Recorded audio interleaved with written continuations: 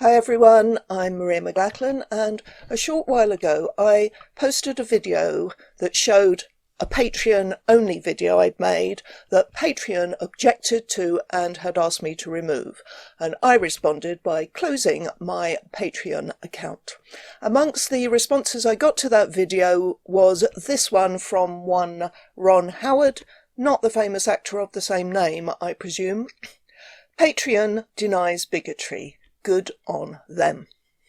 This is pure trolling, of course, and I didn't bother responding, but a few other people did, and that led to several more comments from Ron Howard, which provide a welcome opportunity for me to reaffirm and or clarify my arguments on a few things.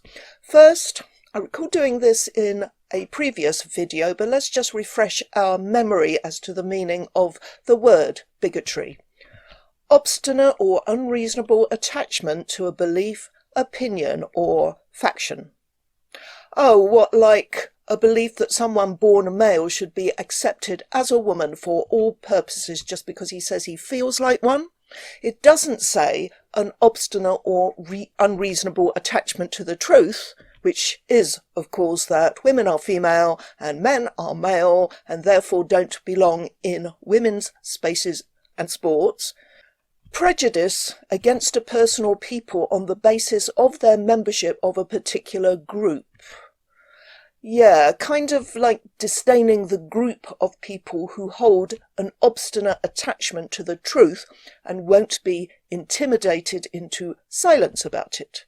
We are not the ones who won't tolerate dissent. We are not the ones trying to cancel and shut up the people we disagree with. Now, Ron was asked by one of those who responded to him where the bigotry is. His response? Hard to tell since I don't intend to watch the video. Right. This is the video that Patreon object to, and without even watching it, Ron decided it must be bigoted. Thanks for that very revealing demonstration of your open-mindedness and readiness to consider evidence, Ron. And you didn't help yourself with your response to Lauren Jones, who told you to watch the video. There is blokes in masks screaming at women. They're thugs. You keep them in your bathrooms and spaces, not ours. Let's just look at the bit she is referring to. Don't talk about the government, they're on your side. They're all on your side.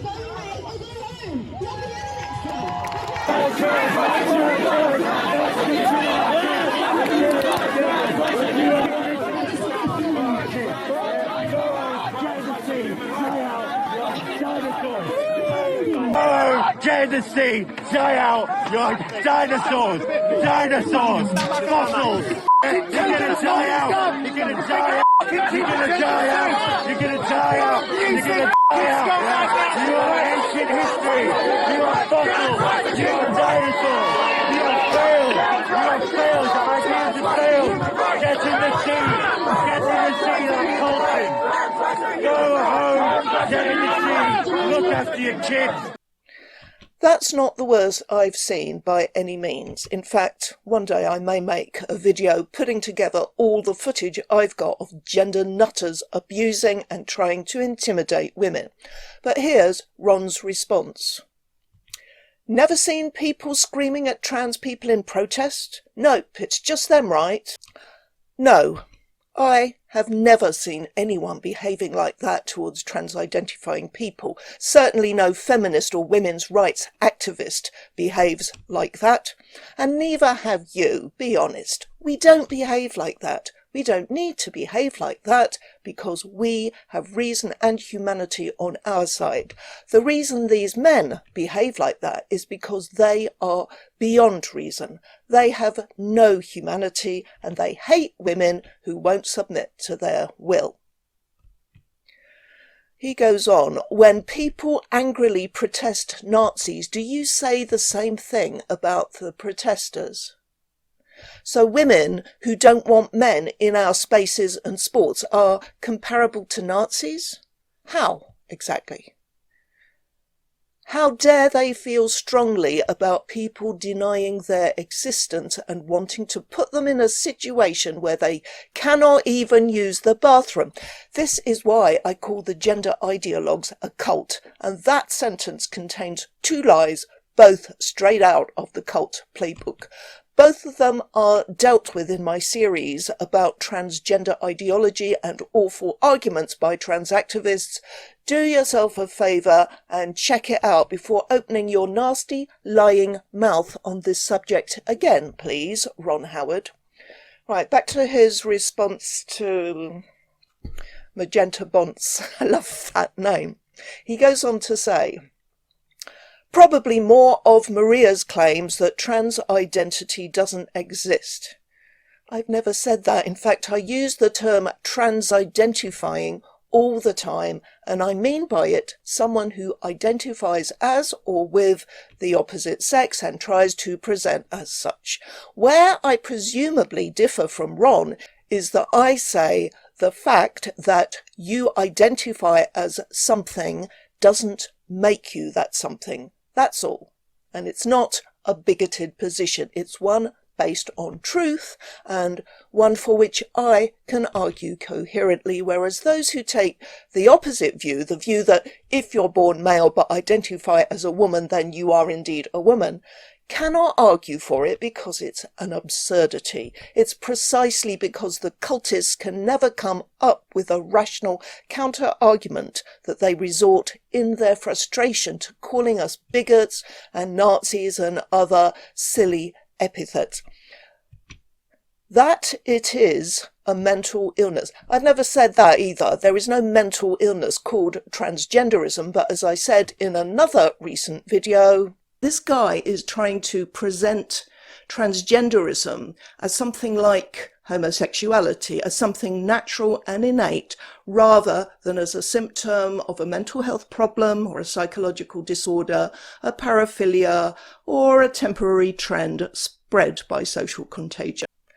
Wanting to reinvent yourself as something you're not can be a symptom of mental illness, and many trans-identifying people are quite open about the fact that they have suffered from mental health problems like crippling anxiety and self-hatred and depression, and I'm not denying, and I have never denied, that in some cases these conditions, these mental health problems, can be somewhat alleviated by adopting an identity associated with the other sex and by changing your appearance by medical means.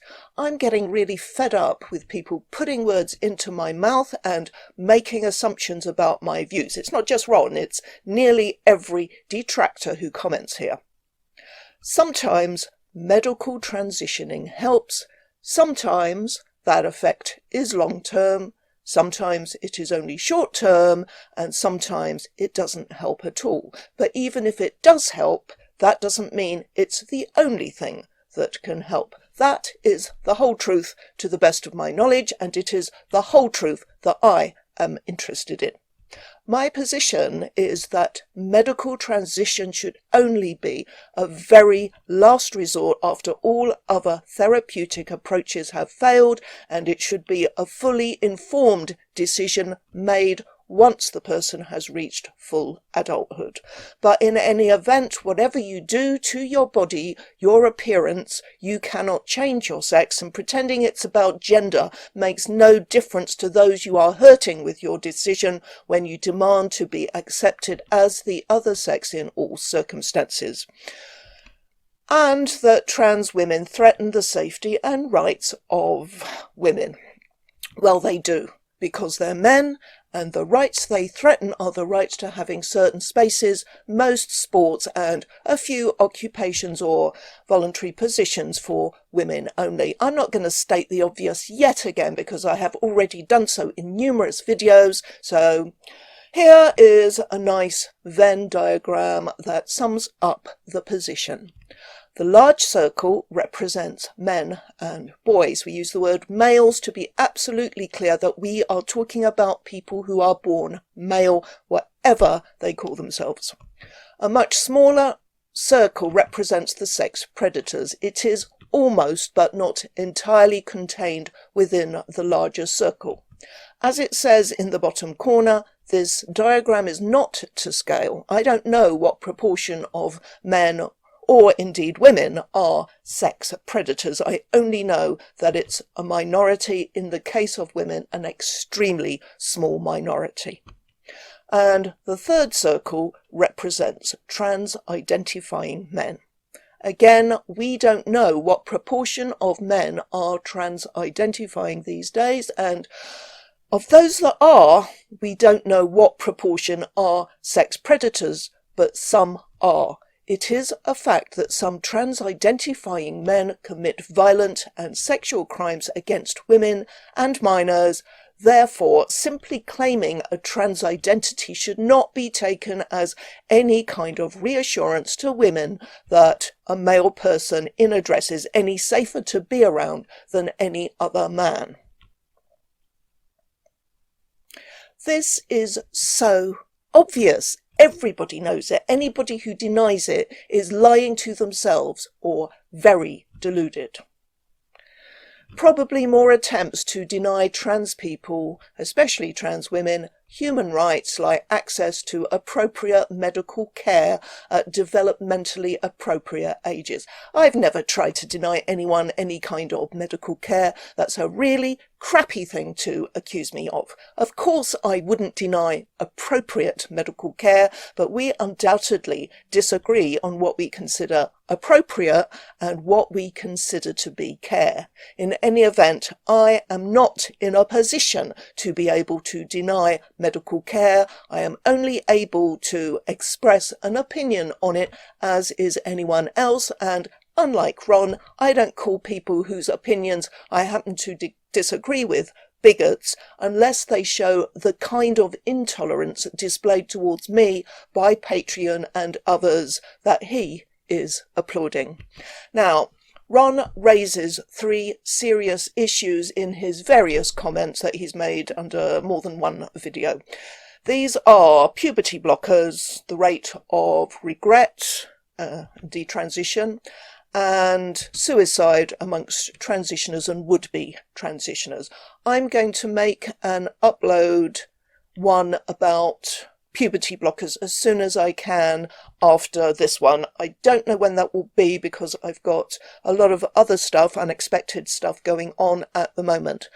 The other two will be made sometime in the near future, but not necessarily straight after the puberty blockers one. So just to round off this one, at great risk of falling into one of the arguments Maria says is a bad argument, well, I don't just say they are bad arguments, I show that they are.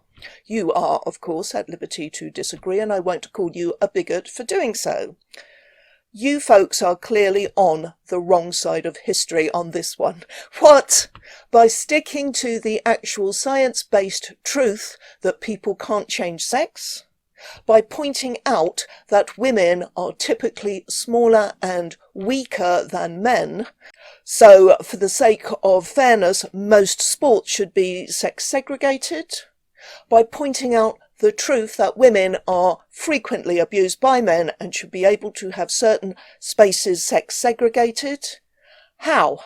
How in the name of Zeus or any other god can we be on the wrong side of history because we tell the truth? I would love to know the reasoning that can lead anyone to say this in the light of the knowledge and experience we have of trans-identifying men.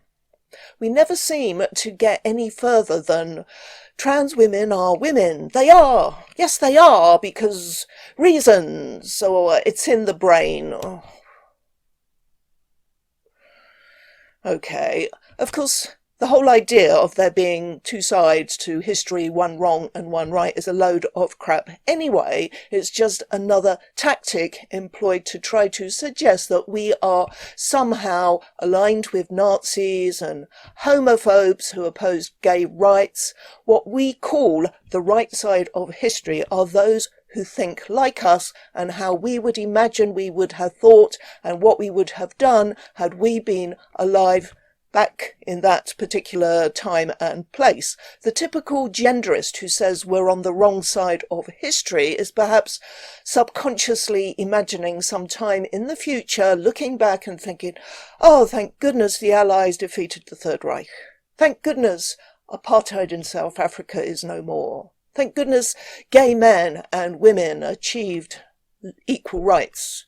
Thank goodness people are allowed to disregard the sex bodies they were born into and do whatever they like, regardless of the impact on anyone else. I mean, deluded doesn't even describe it.